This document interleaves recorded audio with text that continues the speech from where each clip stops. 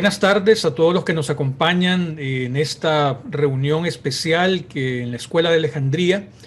Ahora yo le quiero dar la bienvenida a mi hermano Anderson Muñoz, profesor de la Escuela de Alejandría, experto en el período intertestamentario y el judaísmo, y vamos a tener una pequeña conversación para que él nos cuente la importancia de este tema que nosotros queremos aproximarnos de una manera real y contundente. Querido profesor Anderson, yo tengo una pregunta. ¿El judaísmo, tal como lo conocemos ahora, existía, por ejemplo, en la época del rey David y Salomón? Bueno, primeramente que todo, saludos a todos los hermanos. Gracias, Raúl. Eh, Tu pregunta, bueno, viene al caso en el tema, en el contexto en el que estamos presentando el seminario del profesor Reutemann. Y bueno, yo diría que rotundamente no. Judaísmo como lo conocemos ahora no existía en lo que se denomina en la época del rey David, que básicamente va desde el siglo XII, del siglo X antes de Cristo, sino que, digamos, este fenómeno que se denomina judaísmo es algo que nace después, como lo conocemos. Eso es muy interesante. Y, por ejemplo, si nos vamos todavía más atrás, ¿qué religión practicaban los israelitas en el desierto en la época de Moisés? ¿Eso sí era judaísmo? No, tampoco. Allí, bueno, allí se abre mucho más el panorama porque cuando nosotros vemos al pueblo de Israel en el desierto es un periodo sumamente complejo en el sentido de que primero no tenemos literatura aparte del texto bíblico en este tiempo. Y es un tiempo muy específico porque la nación de Israel está en un proceso de conformación como tal. ¿Okay? Normalmente creemos que el pueblo de Israel nace en la luna y apartado del contexto político, social, religioso, cultural de los pueblos vecinos. Y no es así, sino que nace asociado, vinculado y afectado por las distintas aristas que existían en ese tiempo. Entonces, cuando nosotros hablamos, por ejemplo, de la época del desierto, vemos a un Israel que primeramente sale de Egipto, bien, y no tiene el texto en su estado como lo conocemos ahora, sino simplemente pudiésemos indicar que básicamente tiene la Torá.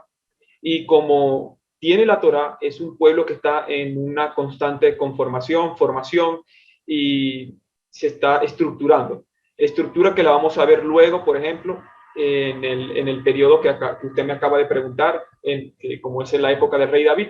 Y en este tiempo, básicamente, la creencia no era judaísmo como lo conocemos hoy, primeramente que todo eso hay que dejarlo bien en claro, sino que había, se podría decir, un fenómeno enoteísta y politeísta. Es decir, Israel, como lo conocemos, no estoy diciendo de que era politeísta, enoteísta o monoteísta, no podemos hablar de, y generalizar así tan sencillamente, porque podemos ver por el texto bíblico que Israel sufre problemas en la adoración de Yahvé a través de la historia, caen en el politeísmo. Por ejemplo, vemos a Salomón que luego de que tiene gran poder, básicamente se va a adorar a otros dioses, empieza un cambio significativo en la nación de Israel y eso lo vamos a ver plasmado mucho cuando vemos, por ejemplo, en el siglo IX antes de nuestra era, cómo Israel se divide en el reino del norte y el reino del sur. Muchas consecuencias por culpa de David, muchas consecuencias también por culpa de Salomón. Podemos ver el texto como un texto que es claro en que Israel cae significativamente en el politeísmo, adorar otros dioses, además de Yahvé. Pero también, digamos que la percepción en este tiempo podemos hablar de una percepción politeísta y enoteísta. Es decir, es como hoy en día. Es como hoy en día tenemos personas que manifiestan la creencia en el texto bíblico, pero la manifiestan de formas totalmente distintas, con creencias totalmente distintas. Es decir, ya para resumir, generalizar a Israel y colocarla en un contexto específico de una creencia específica, no podemos. Primeramente, hay que entender a la época hace 3000 años atrás, y es que nosotros no podemos juzgar de la forma en que hoy lo hacemos a una persona hace 3000 años.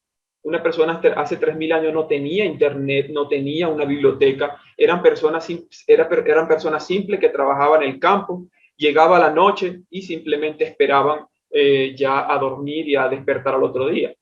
Entonces, ya el pueblo común pudiésemos hablar claramente de que hay evidencia de que tienen rasgos politeístas y rasgos enoteístas. Es decir, cuando hablamos de politeísmo, es la adoración a todos los dioses, o sea, no hay ningún problema, puedo adorar a cualquier dios. Cuando hablamos de una percepción enoteísta o un modelo enoteísta, estamos hablando de que yo puedo reconocer que existe un Dios supremo creador de todas las cosas, pero que bajo ese Dios pueden existir deidades secundarias o algún tipo de deidad que se le puede rendir algún tipo de culto por dar un ejemplo. Entonces, por ejemplo, cuando vemos la serpiente en el desierto, más adelante ellos adoraron a la serpiente del desierto. Cuando vemos, por ejemplo, a Salomón evidentemente adoró a otros dioses y todo esto. Cuando vemos a Israel con este problema de ofrecer a los niños en el fuego. Entonces, digamos que judaísmo como lo conocemos no hay en ese tiempo. Es un pueblo que está en una formación, en una estructuración, en su estructura teológica, cultural, política, económica y social. Bueno, entonces, si ni con Moisés, ni con David, ni con Salomón había judaísmo, ¿cuándo es que realmente nace el judaísmo? Bueno, interrogante. A ver, no, yo siempre digo que no podemos ver la historia como normalmente la tenemos plasmada o nos las han enseñado. Debemos ver la historia siempre bajo marcos, ¿ok? Y debemos ver la historia en el momento de la historia. No podemos generalizar todo siempre como normalmente se hace. Israel pasa por un proceso. Ya hablamos, por ejemplo, del periodo de Israel en el desierto, luego Israel conquista Canaán, entramos al siglo XII, el siglo X antes de Cristo, y históricamente se denota como el reino unificado. Es decir, tenemos a las 12 tribus, tenemos a David y a Salomón reinando sobre las 12 tribus. Bien. Sin embargo, luego de esto, por errores que David y Salomón comete, sucede en el siglo IX lo que es la división del reino. El reino de Judá y el reino de Israel. El reino del norte y el reino del sur. Cuando hablamos del reino de Judá, hablamos de básicamente la tribu de Judá que se separa, pero no pudiésemos simplemente decir que era la tribu de Judá solamente. Luego vemos en el texto bíblico que, por ejemplo, parte de los levitas, bien, se adhirieron a la tribu de Judá, pero se siguió llamando tribu de Judá. Bien. Luego de que tenemos a la tribu de Judá y a la tribu de Judá y a la casa de Judá y a la casa de Israel, tenemos que situarnos en el siglo VII. En el siglo VII sucede lo que se denomina el sitiado al reino del norte por medio de los asirios, y en el 721, si no mal recuerdo, aproximadamente, entonces vemos que el reino del norte cae contra los asirios, y luego en el 586 cae Israel por los babilónicos. Y allí sucede lo que es la primera diáspora del pueblo judío, en lo que ellos van a lo que se denomina el exilio en Babilonia. Exilio que no fueron todos los judíos, más que todos los que migraron a la parte de Babilonia fueron aquellos jóvenes, aquellas personas que tenían fuerza, poder, que eran capaces de trabajar y de aportar a este imperio, pues. Entonces Israel va a Babilonia, y en Babilonia pierde Anderson. su hegemonía. ¿Sí? Perdón la interrupción, adelante, hermano Anderson. Bueno, Raúl, mira, entonces básicamente cuando Israel va al exilio en Babilonia, pierde su hegemonía política, pierde el templo es destruido y de alguna manera sufre una fragmentación interna en su formación religiosa que venía adaptando y formando en el desierto y posteriormente en el reino unificado. Y sucede algo muy particular por temas de tiempo, no podemos entrar a explicar todo este periodo de forma extensa. Eso más que todo, por ejemplo, en el profesor Reutemann se va a poder ver ciertos puntos importantes de este fenómeno, pero cuando Israel retorna del exilio, eh, tenemos que establecer ciertas cositas sobre la mesa. Primero que todo, una nación que pierde el templo, pierde el sacerdocio, pierde su liderazgo, pierde su hegemonía, va a una nación extranjera durante varias décadas, ¿verdad? Y básicamente podemos hablar de una a varias generaciones. Cuando regresa no es la misma nación. Esa nación esa nación que se trasladó hacia allá no es la misma que regresa. Muchos historiadores dicen que aquellos que fueron al exilio no son los que regresaron.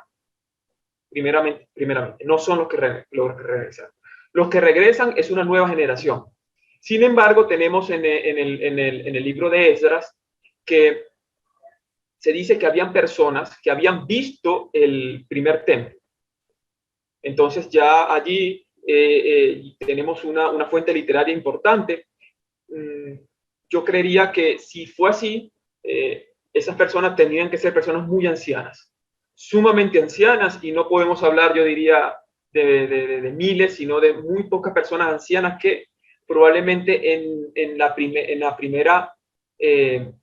el primer retorno, ¿okay? Porque primeramente luego de Babilonia, cuando cae Babilonia por medio de los medos persas, que empieza este retorno a Jerusalén, no fue un retorno masivo, fue un retorno en capas, en etapas, en procesos. Primero con Zorobabel, con la reconstrucción del segundo templo, y después con Esdras y con Nehemías.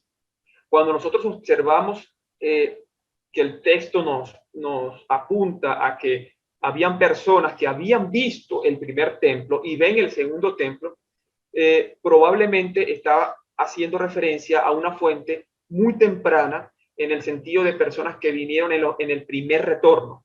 ¿Bien? Pero luego cuando estamos ya en el tiempo de Esdras y Nehemías y empieza esta conformación que posteriormente ya la voy a mencionar, que es el judaísmo, es una generación nueva la que viene y regresa del exilio, retorna a Jerusalén. Y si nosotros colocamos a una persona 20 años en una ciudad, en un país, y trasladamos a esa persona a otro país, y luego de 70, 80, 100, 150 años, esa persona retorna a su país de origen, evidentemente esa persona no va a ser igual. Sus hijos no van a ser igual. Y esto básicamente es lo que Israel sufre. La generación nueva que retorna a Jerusalén no es la misma. Y es digámoslo así, es yo diría, nación, pueblo, que se verá afectado incluso por la lengua. Por ejemplo, podemos observar que en Babilonia el paleohebreo, como se conocía en la época del siglo II a.C., cambia y se empieza a aramizar.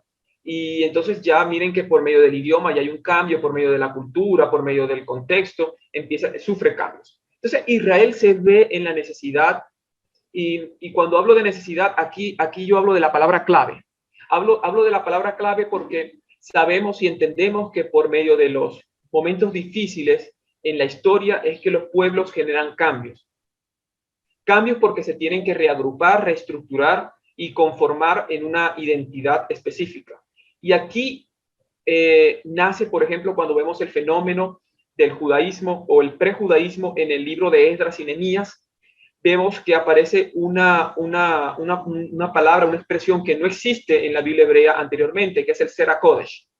Sera Kodesh significa la simiente santa.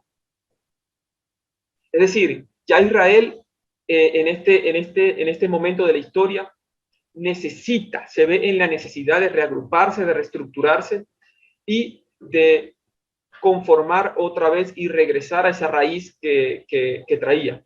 Entonces, ya Israel entra en este periodo de lo que se denomina la formación del judaísmo y el nacimiento del judaísmo. En la Biblia hebrea no existe el judaísmo. El judaísmo es un fenómeno que se desarrolla en el periodo del Segundo Templo o también denominado por muchos el periodo intertestamentario, que va desde el último profeta Malaquías hasta, pudiésemos decir, el tiempo de Cristo, con Juan, con Jesús, con Mateo, y etc. Bien, entonces Israel en este punto de la historia sucede varios factores importantes. Primero que todo, tenemos en el libro de Esdras lo que se denomina históricamente la reforma de Esdras y Nehemías. Mediante la reforma de Esdras y Nehemías es que nace el judaísmo. ¿Por qué? Porque Israel, primero que todo, tiene que establecer varios parámetros. Hemos perdido durante un tiempo y nos hemos de alguna forma ensuciado o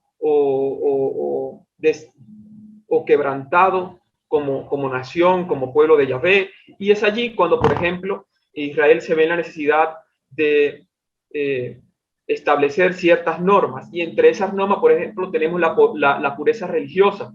Por eso es que vemos en el libro de Esdras y Nehemías, que es el libro clave para entender ese nacimiento del judaísmo, es como ellos empiezan a colocar un cerco alrededor de la Torá para proteger y para de alguna forma establecer principios y parámetros en los cuales ellos se van a ir desarrollando. Y por ejemplo, en el libro de Esdras y Nehemías se ven, según lo que yo he estudiado, básicamente tres factores que ellos necesitan establecer: pureza cultural, pureza étnica y pureza religiosa. Pureza cultural: no adaptar costumbres paganas, establecer principios de identidad, establecer tradiciones culturales. Sabemos que en este tiempo nacen fiestas que no están por ejemplo, en Levítico 23, en Levítico 25, Levítico 24. Pureza étnica: no admitir matrimonios mixtos. Por eso vamos a ver en el libro de Esdras y Nehemías, ¿verdad?, que este tema de los matrimonios mixtos ya no va a ser más aceptado por el pueblo judío. Y se dice que debían deshacerse de todos estos matrimonios mixtos, y allí hubo ciertos conflictos. No todos estuvieron de acuerdo con esto. Bien. Y en la pureza religiosa, entonces se empieza a establecer ciertas estructuras alrededor de la Torá, ciertas creencias, ciertos mandatos que darán nacimiento posterior a lo que se denomina el judaísmo.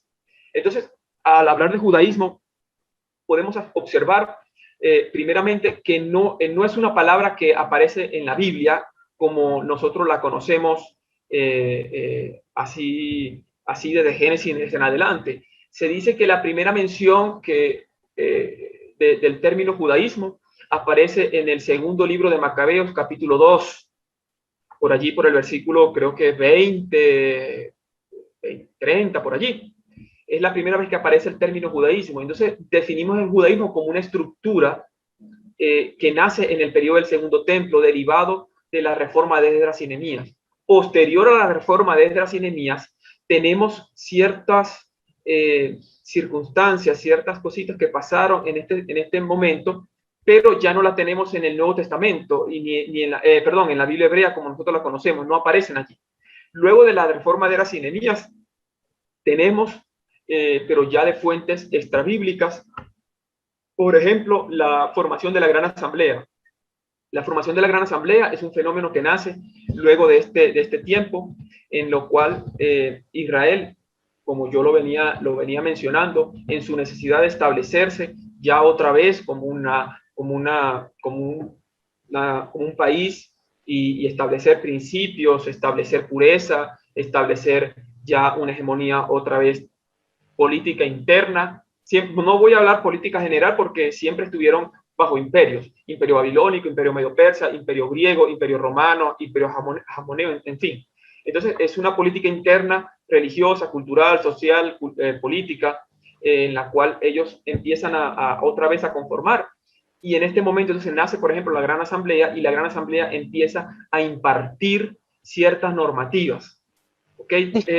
Bueno, Raúl, ya para ir concluyendo la pregunta, porque mira que es una pregunta sumamente extensa y yo siempre digo que a veces estas preguntas tienen las peores respuestas porque son unas respuestas sumamente resumidas, sumamente específicas, y hay muchos factores que uno deja a un lado por el tema del tiempo. Y el término judaísmo, como consecuencia de, básicamente se podría decir, de un desarrollo semántico, tenemos que entender que, por ejemplo, cuando nosotros vemos el texto bíblico, la Biblia hebrea, nosotros encontramos expresiones, por ejemplo, como los hijos de Israel, encontramos expresiones como los hombres de Judea, ¿ok? Pero ya el término judío aparece ya como tal en el libro de Esdras, y ya da paso como una necesidad básicamente semántica, por así decirlo, de entonces empezar a aplicar esta palabra judaísmo. Entonces, ¿qué es el judaísmo? Primero que todo, es una estructura de formación que nace en el periodo del Segundo Templo, y en segundo lugar, es una palabra que vincula las creencias del judío. Es como cristiano, cristianismo. Socialismo, comunismo, siempre el ismo está allí. Bien. Y luego de la reforma de Esdras y Nehemías, o con la reforma de Esdras y Nehemías, Israel pasa a un estado secundario en lo que en todo este periodo, y ellos empiezan entonces a interpretar la Torá. Empieza, por ejemplo, el nacimiento del rabinismo. Bien, si ustedes buscan la palabra rabino, no, en el Nuevo Testamento, por supuesto que van a encontrarla, pero si la buscamos en la Biblia hebrea, no la vamos a hallar. Empieza, por ejemplo, el fenómeno de las sinagogas que nace de Babilonia. Empiezan ciertos fenómenos y ciertas expresiones, palabras, costumbres que la vemos en el Nuevo Testamento, pero cuando queremos buscar su raíz, y ahí esta palabra es clave, cuando queremos entender su raíz, leyendo el Nuevo Testamento, el Antiguo Testamento o la Biblia hebrea, no la vamos a encontrar directamente, sino tenemos que buscarlo en literatura extrabíblica, y también al estudiar historia, contexto, cultura del tiempo del periodo del Segundo Templo, porque, por ejemplo, en este tiempo se escribió mucho, tenemos mucha literatura del Segundo Templo, tenemos los manuscritos Qumran, tenemos textos rabínicos, pero que reflejan ya un judaísmo posterior, tenemos conformación de cierta literatura que se ha encontrado a través de toda lo que se denomina todo el Mar Muerto, a diferencia del rollo del Mar Muerto específicamente. Entonces, yo diría que el fenómeno que conocemos como el judaísmo nace en este tiempo, porque Israel entonces se ve en la necesidad de empezar a interpretar, por ejemplo, por los rabinos empiezan a interpretar la Torá. Y cuando nosotros vemos cómo se interpretaba la Torá antiguamente, es un poco distinto a cómo lo vemos hoy en día. Hoy, por ejemplo, se utiliza la hermenéutica. La hermenéutica es la ciencia que básicamente proporciona herramientas de interpretación, de exégesis del texto para extraer lo que en realidad el texto dice. Pero la forma antigua de pensar es un poco distinta hoy como la conocemos, y por ejemplo nosotros el pueblo judío maneja lo que es la halajá. La halajá es la ley directa. Por ejemplo, no mentirás, eso es una halajá, pero luego ellos generan lo que se llama la agadá. La agadá es como aplicar esa halajá en nuestra vida. Y otra, por ejemplo, es el midrash. El midrash es el método de interpretación. Y en este tiempo nacen yo diría, modelos de exégesis tenemos el Midrash, por ejemplo, tenemos la literatura apocalíptica, tenemos cierta conformación de pensamiento manifestado en la escritura que diverge y es un nuevo tipo de expresión en lo que denominamos lo que se venía manifestando en la Biblia hebrea, porque, por ejemplo, si nosotros nos vamos y nos remontamos al tiempo de Moisés y buscamos literatura apocalíptica, no hay, porque la literatura apocalíptica nace después. Entonces, yo diría que ya para concluir, el judaísmo, como lo mencioné, es esta estructura y es esta palabra que nace en función a la necesidad de manifestar la creencia del judío. Bien. Interesante, profesor Anderson. Una pregunta. Entonces, judaísmo debo de asociarlo a la tribu de Judá específicamente, porque fueron los que deportaron a Babilonia, fueron los que regresaron, aunque sea otra generación. ¿Es eso correcto o no? Bueno, en resumidas cuentas, en general se podría decir que sí, pero digamos que cuando nosotros hablamos de la tribu de Judá, el 100% no era judío. El 100% no era judío. La tribu de Judá y la tribu de Israel, la casa de Judá y la casa de Israel, el reino del norte y el reino del sur tuvieron sus divergencias, tuvieron sus problemas, pero cuando nosotros observamos el texto bíblico, luego de la división del reino, de las otras tribus, migraron muchas al reino del sur, de la tribu del norte. Entre ellos tenemos, por ejemplo, a los levitas. Bien, cuando Asiria toma el reino del norte, posteriormente, Babilonia toma el reino del sur, pero Asiria también cae.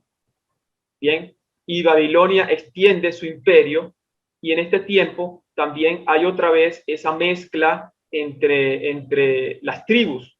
¿Okay? Cuando nosotros, por ejemplo, hablamos de los samaritanos no nacen solamente con este tema de cómo los asirios tomaron el reino del norte, sino que cuando nosotros vemos, por ejemplo, el texto de Esdras y estudiamos la historia, no todos los judíos estuvieron de acuerdo con la reforma de Esdras y Nehemías de abandonar todas sus prácticas y reestructurar toda su creencia, y muchas de estas personas fueron por ejemplo, a Samaria. Entonces los samaritanos es un fenómeno que se da en dos fases, primero con los asirios y luego con la reforma de Esdras y Nehemías. Entonces, cuando nosotros hablamos del judaísmo, en este tiempo también tenemos de la tribu de Leví, de la tribu de Efraín, de Manasés, básicamente de todas las tribus, pero significativamente tenemos más de la tribu de Judá. Por eso que se llaman los judíos. Es como generalizar el texto o la expresión, pero hay de todas las tribus allí. Por ejemplo, cuando nosotros vemos a Mateo Leví Alfeo, de Leví, cuando vemos, por ejemplo, en el Nuevo Testamento a ciertas personas, observamos que venían de otras tribus. ¿Bien? Entonces no podemos hablar de que simplemente el judaísmo viene de Judá. El judaísmo viene de ese pueblo que en ese momento se vio en la necesidad de retornar, yo diría entre comillas retornar, porque generaron también problemas en sus interpretaciones a la raíz de lo que se denomina la religión de Moisés, o mejor dicho, a la Torá como tal. Excelente. En ese sentido, luego los judíos, digamos que se fueron separando, por decirlo así, en corrientes de pensamiento, unos como fariseos, saduceos, esenios, etcétera. Y la pregunta que se hace es si Jesús perteneció a algún tipo de corriente de las que se daban en la época del judaísmo. Bueno, Raúl, mira, el fenómeno sectario en este periodo es sumamente importante hablarlo, comentarlo y estudiarlo. Esto que estoy explicando yo lo doy en un seminario que se denomina el periodo del Segundo Templo, en 8 clases de 1 hora, pero siempre llego a 1 hora y media y me regañan, pero la verdad es que el fenómeno sectario en el periodo del Segundo Templo deriva de las distintas percepciones o resultados de ese judaísmo como tal. Es decir, la interpretación que se da en este tiempo, evidentemente los grupos la iban a manifestar de forma distinta, ¿ok? Y se iban, o mejor dicho, se iban a ver manifestada en forma distinta y iban a realizar lo que son la conformación de las distintas sectas dentro del judaísmo en el periodo del Segundo Templo. Siempre al hablar de este tema, yo empiezo definiendo un término. Yo empiezo definiendo un término porque es sumamente importante definir el término secta. Tenemos la mala tradición o la mala enseñanza, la pésima enseñanza de creer que el término secta contiene una connotación negativa. Eso es totalmente errado. Bien, el término secta viene de sectus y viene básicamente de sector. Y allí viene la palabra sector. ¿Ok? Cuando nosotros definimos secta, estamos hablando de un sector. Es como si tú tienes una torta y tú cortas esa torta en porciones distintas, son sectores. Bien, entonces si nos vamos básicamente a la definición de secta, no podemos situarla con una connotación negativa ni positiva. Tenemos que denotarla simplemente en un sector o grupo específico en un determinado momento de la historia. En este momento estamos básicamente ya en lo que yo denominé anteriormente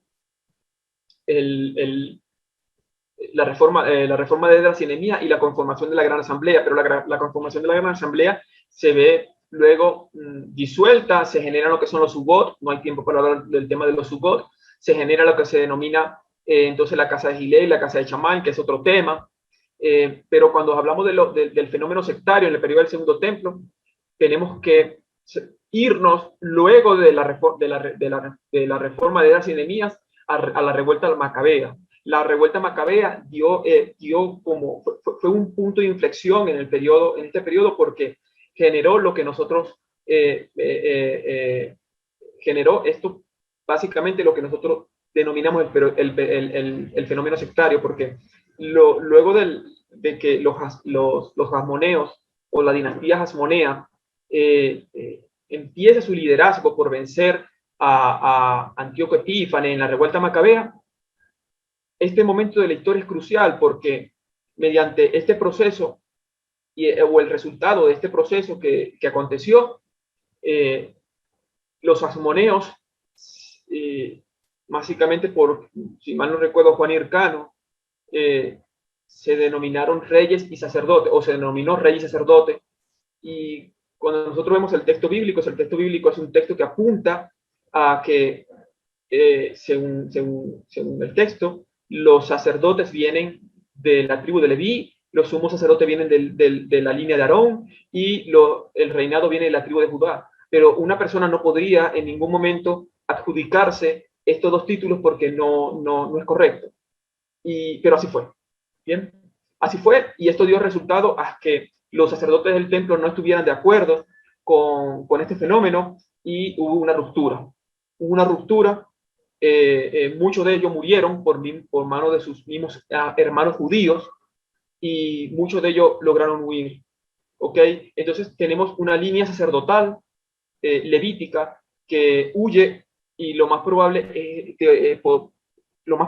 que de allí viene la comunidad esenia y vemos el surgimiento de un movimiento llamado los hijos de Sadot, que posteriormente lo vamos a ver denominados en el Nuevo Testamento como los saduceos, que fueron los que se quedaron en el poder en este periodo. Inclusive una persona hace poco, la charla pasada que tuvimos, preguntó de qué tribus eran estas personas y estudiando un poco el tema, por ejemplo, de menciones de Flavio Josefo, podemos evidenciar de que eran levitas, básicamente ellos eran levitas. No todos los levitas estuvieron de desacuerdo, muchos levitas, por no perder su poder religioso, se quedaron allí y nacen los saduceos posteriormente.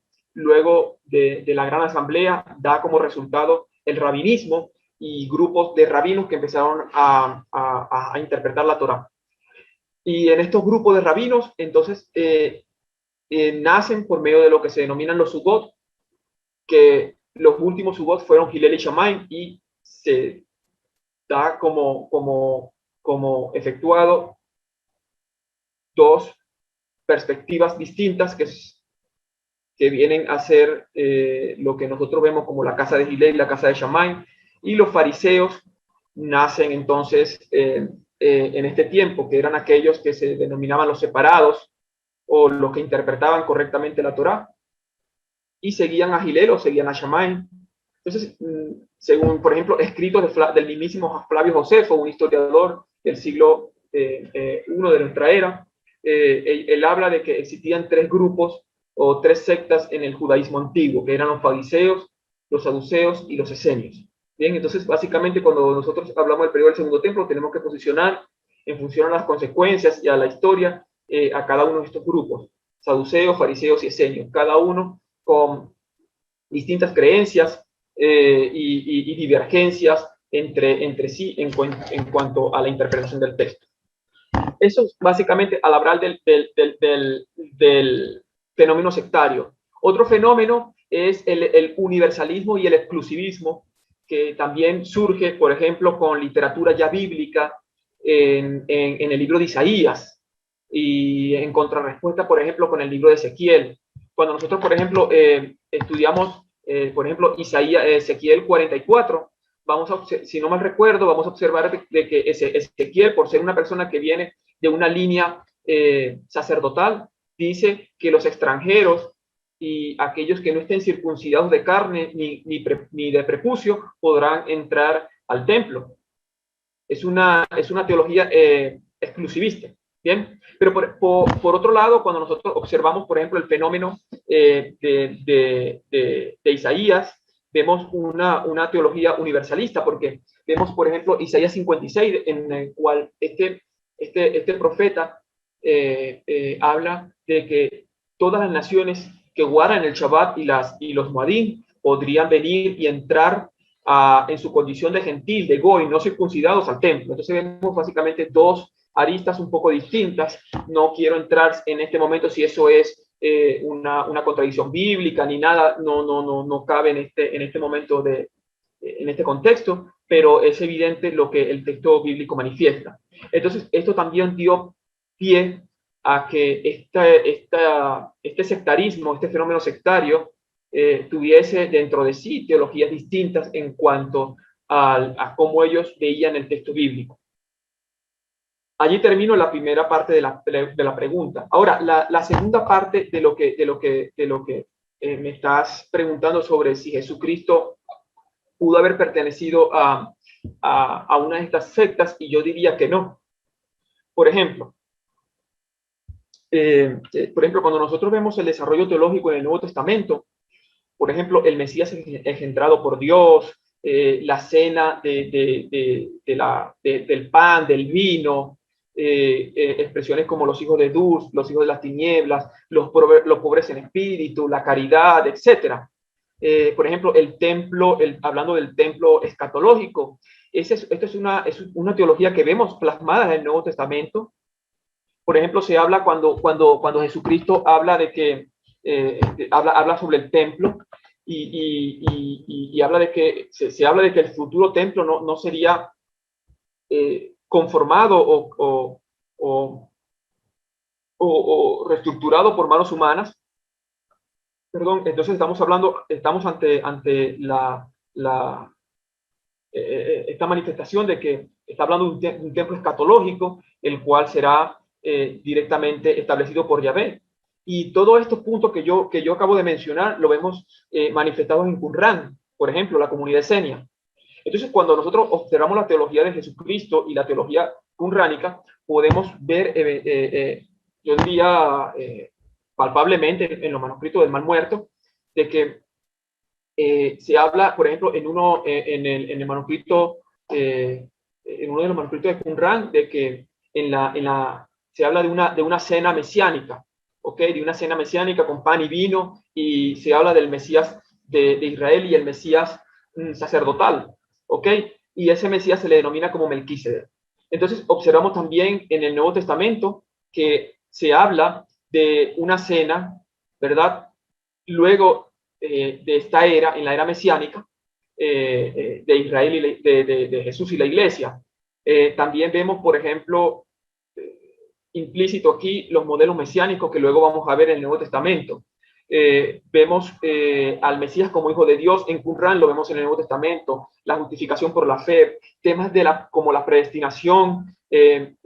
Qumran tenía una predestinación muy radical en cuanto a la elección de Dios en cuanto al hombre y el tema de la salvación.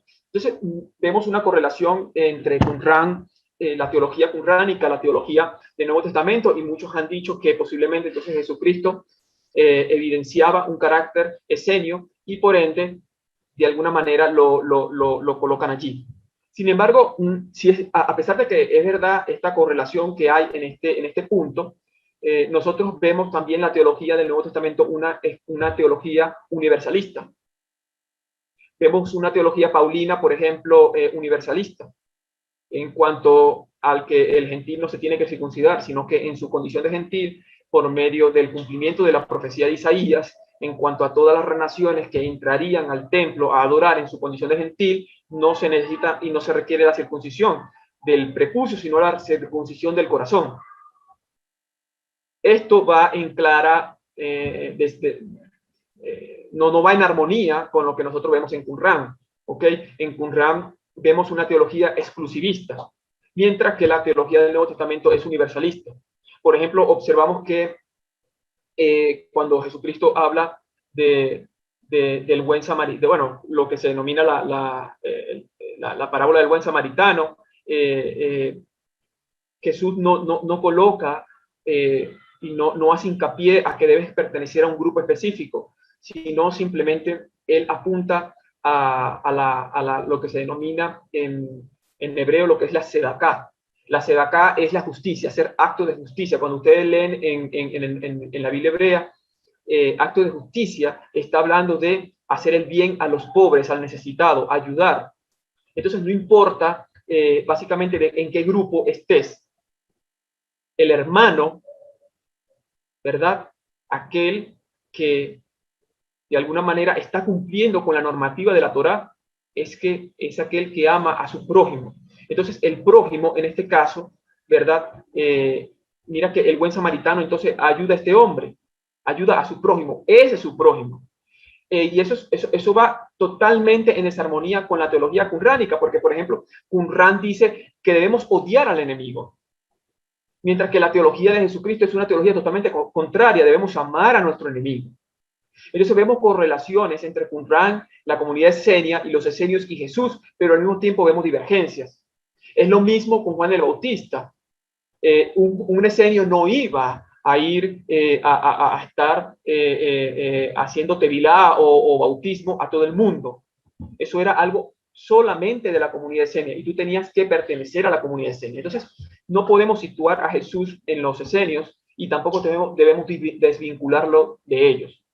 Bien, tampoco yo diría con el tema de los saduceos colocar a Jesucristo en una facción saducea, porque a pesar de que los saduceos tenían una interpretación totalmente radical en cuanto a la literalidad del texto bíblico, ya que ellos se posicionaban simplemente en la Torá como el único texto inspirado, no podemos sacarlos, no podemos colocar allá a Jesucristo, porque, por ejemplo, Jesucristo habla de la era venidera, habla de la resurrección de los muertos, el Nuevo Testamento plasma la creencia en los ángeles, resurrección de muertos, predestinación, y tampoco podríamos colocar a Jesucristo en este rango de los saduceos.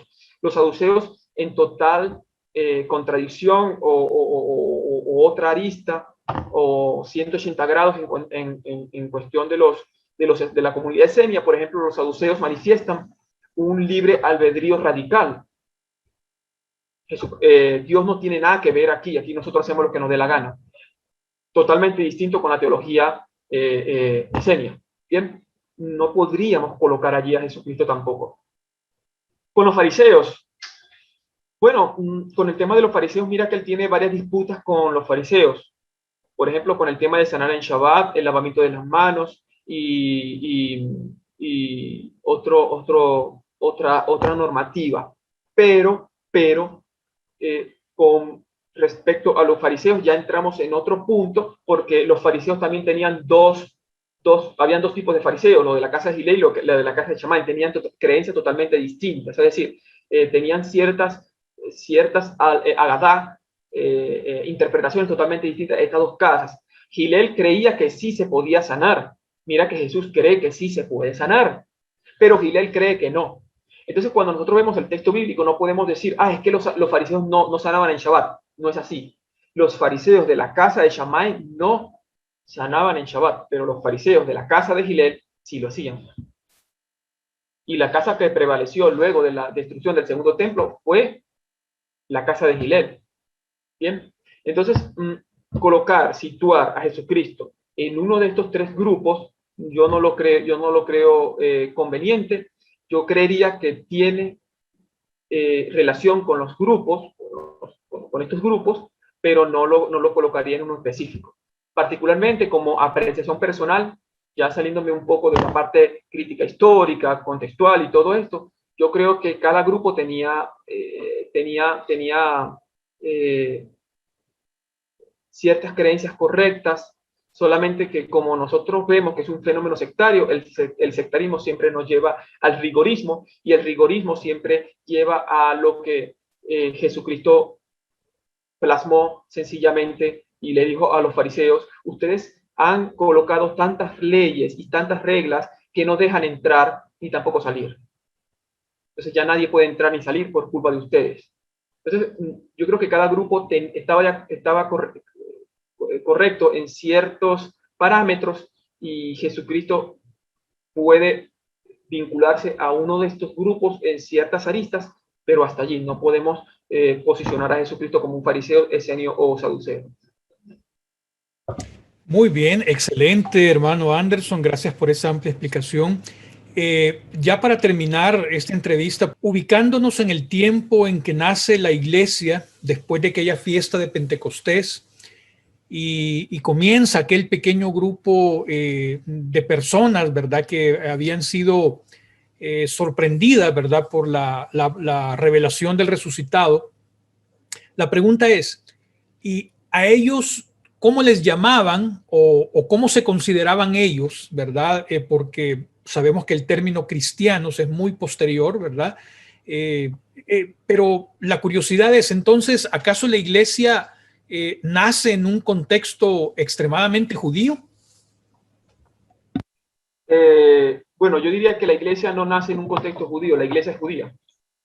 O sea, por supuesto que nace en un contexto judío, pero no es que nace en un contexto judío separado del contexto judío. Todo lo contrario. ¿Ok?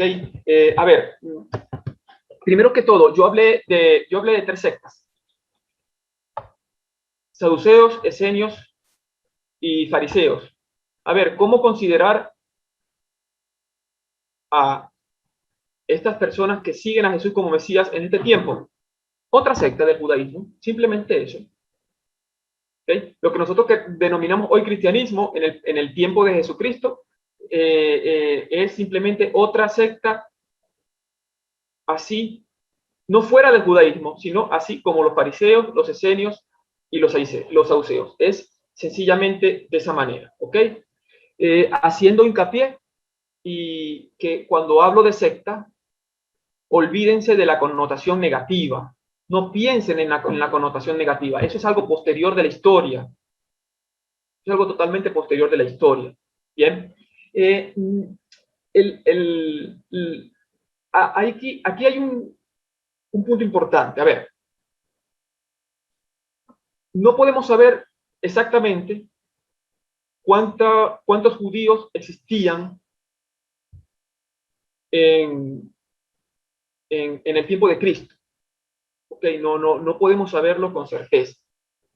Aproximadamente, haciendo como un consenso entre los minimalistas y los maximalistas hablan de 8 millones de judíos, los minimalistas hablan creo que de 2 millones de judíos. Toda esta información, inclusive, también yo la doy porque está en el libro del profesor Adolfo Reutemann. porque uno de los enfoques principales del seminario del profesor Adolfo Reutemann es que se van a tocar dos puntos centrales y dos puntos que están totalmente ligados a lo que yo he venido hablando. Uno es el Templo de Jerusalén, una institución de consenso o de polémica. Miren que ya yo le acabo de dar una información importante.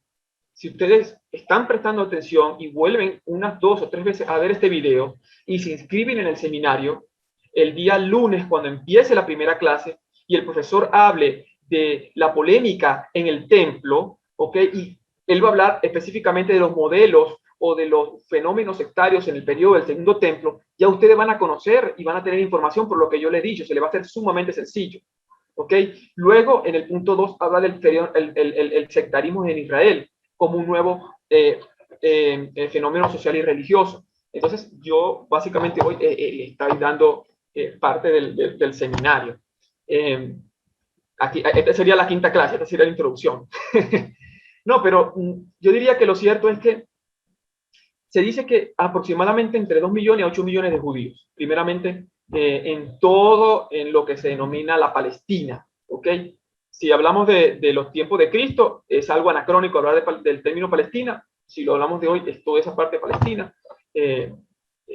Yo diría que si nosotros situamos que existían, dando un ejemplo, 5 millones de judíos, 5 millones de judíos, yo creería que se cae esta tontería de que los judíos mataron a Cristo. Bien, cuando nosotros vemos el texto, simplemente fue un grupo de élite dirigido por los saduceos que no les convenía una revuelta social de un supuesto Mesías para ellos, porque inclusive en la fuente de Flavio Josefo se habla de más de 24 personas que se quisieron adjudicar el título de Mesías en este tiempo. Es decir, cuando nosotros hablamos del fenómeno mesiánico en el primer y segundo templo, no es algo nuevo. Ni es que allí viene Jesucristo, el Mesías, wow, llegó. Va más allá. Es decir, en este tiempo existía una problemática sobre, yo diría, así de estilo de un clímax. Recuerden que hace rato yo hablé de que por lo general las reestructuraciones se dan en periodos de la historia en el cual hay un problema, una circunstancia. Por ejemplo, el fenómeno de la literatura apocalíptica. La literatura apocalíptica nace en un periodo de dificultad, de persecución.